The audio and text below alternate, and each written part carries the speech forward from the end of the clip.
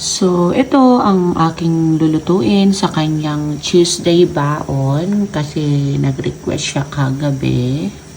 Tuesday mga idol, ito ang request ni ate na babaunin niya for today. So nagluto muna ako ng pasta at doon sa isang kawali ay doon naman ako nagluto nung sauce ng spaghetti. At dito pala sa spaghetti mga idol ay naglagay din ako ng konting carrots kasi meron akong nakitang maliit na carrots sa ref.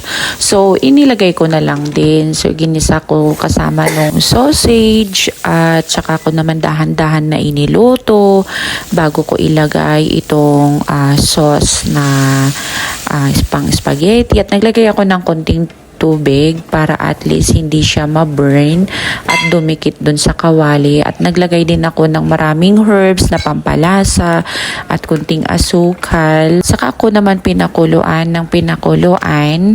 At dito pala mga idol, naglagay ako ng parmesan cheese. Saka ako naman hinalo-halo at pinakuluan lang ng another 1 minute bago ko in-off. Bata, hindi pala sila mahilig sa spaghetti pero nag-request siya kagabi na yun ang babaunin niya. So pinagbigyan ko na lang. Dito sa pasta niya, naglagay ako ng konting olive oil kasi gustong-gusto niya yung may olive oil sa pasta.